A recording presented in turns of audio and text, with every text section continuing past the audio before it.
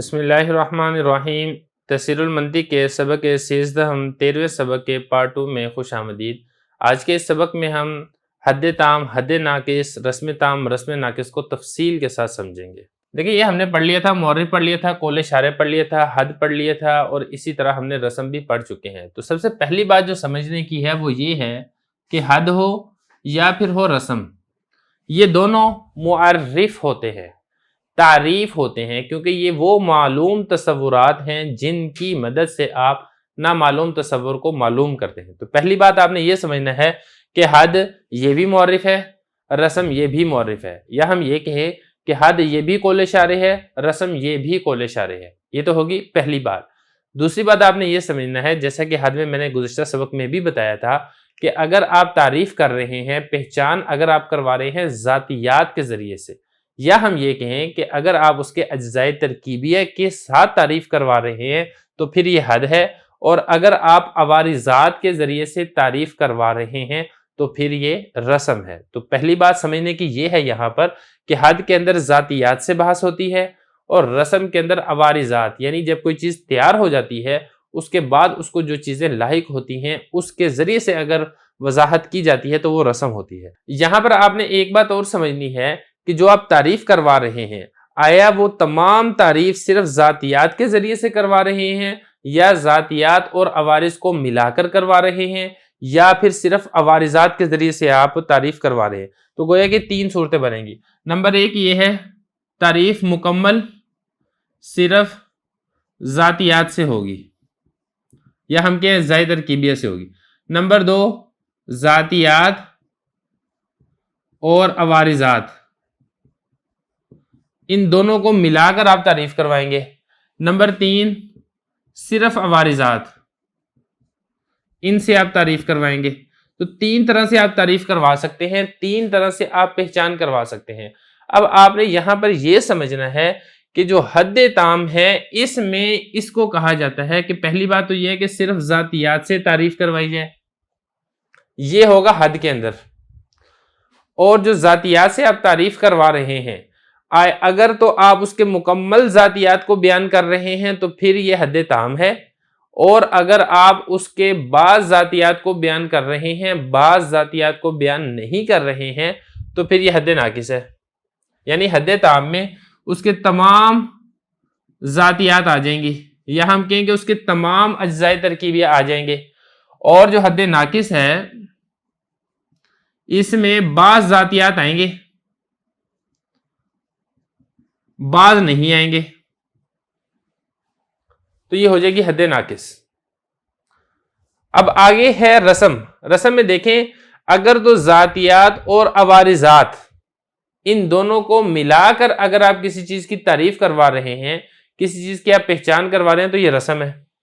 तो खुलासा ये कि जो हद है वो सिर्फ ये पहली सूरत है कि जिसमें सिर्फ ज़ातियात से बहस की जाए। अगर मुकम्मल ज़ातियात है तो फिर हद ताम है, बाज़ ज़ातियात है तो फिर हद नाकिस है। और अगर ज़ातियात और अवारिजात दोनों को मिलाकर तारीफ करवाई जाती है तो ये रस्म है, और अगर सिर्फ अवारिजात से ही तारीफ करवाई जाती है तो भी ये रस्म है। तो खुलासा ये निकलेगा हद में सिर्फ एक होगी और रस्म में ये दोनों होंगी, ज़ातियात के साथ अवारिजात हो या फिर सिर्फ अवारिजात हो, इन दोनों को रस्म कहा जाएगा। अब रस्म के अंदर आपने बात यह समझनी है कि रस्म में भी चूंकि दो किस्में थी, एक थी ताम और दूसरी थी नाकिस। अगर तो उसके तमाम ज़ातियात और अवारिजात, तमाम अवारिजात अगर आपने जिक्र कर दिए हैं तो फिर ये रस्म ताम है, और अगर बाज़ अवारिजात आपने जिक्र किए हैं, बाज़ अवारिजात या हम कहें कि बाज़ असरात या हम कहें कि उसके बाज़ नताइज आपने जिक्र नहीं किए हैं, तो फिर ये रस्म नाकिस है। बिल्कुल उसी ऊपर की तरह है कि ऊपर वाले में यह था कि तमाम ज़ातियात थी तो ताम थी, बाज़ ज़ातियात थी तो वो नाकिस थी, हद नाकिस थी। नीचे वाले में यह है अगर बाज़ अवारिजात है तो फिर ये रस्म नाकिस है, और अगर उसके तमाम अवारिजात हैं तो फिर ये रस्म ताम है। ये तो होगी एक बात। अब उसके बाद अगली बहस है कि जो इसकी इस्तिलाही तारीफ है वो क्या है, वो भी इसी से मिलती ही है, इसलिए हम यहाँ पे वो बयान करेंगे। देखिए, हमने ये कहा था कि हद ताम के अंदर उसके तमाम ज़ातियात बयान की जाएंगी। तो हद ताम में जो तमाम ज़ातियात है ना, ये दो ज़ातियात होती हैं। जो आपने बयान करनी होती है जिससे वो हद ताम यानी मुकम्मल हो जाती है। वो दो ज़ातियात कौन सी हैं? एक है जिनसे करीब, दूसरी है फसले करीब। जब आपने ये दो बातें बयान कर दी तो फिर ये हद मुकम्मल है, ताम है। कैसे? अब पहले आप समझ लें कि जिनसे करीब और फसले करीब, ये सारी बात तफसील से पीछे गुजर चुकी है। मैं खुलासतन आपको यहां पे दोहरा देता हूं कि जो जिन्स है वो मकसम होता है। मकसम यानी जिसकी आगे अकसाम बयान की जाती हैं उसको मकसम कहा जाता है। जैसा कि हैवान, अब ये हैवान ये मकसम है, इसके आगे अकसाम है। इंसान इसकी एक किस्म है, बकरा एक इसकी किस्म है, घोड़ा इसकी एक किस्म है, भेड़िया इसकी एक किस्म है। और जो अकसाम है उसको फसलें कहा जाते हैं। ये मकसम हो गया हैवान, और फसल होगी क्या? उसकी अकसाम। जैसे नातिक। अगर कोई आपसे पूछता है कि इंसान किसको कहते हैं, इंसान की तारीफ करे, आपने इंसान की तारीफ की हैवान नातिक। अब जब आपने हैवान कहा तो हैवान इसका मकसम है, और नातिक कहा तो नातिक इसी मकसम की एक किस्म है। और दूसरी बात आपने ये समझनी है कि आपने ये जो तारीफ की है, ये तारीफ आपने की है जिनसे करीब और फसले करीब के साथ, इसलिए ये हद ताम है। क्योंकि अगर आप इसकी तारीफ करते ना जिसमें नामी और नातिक,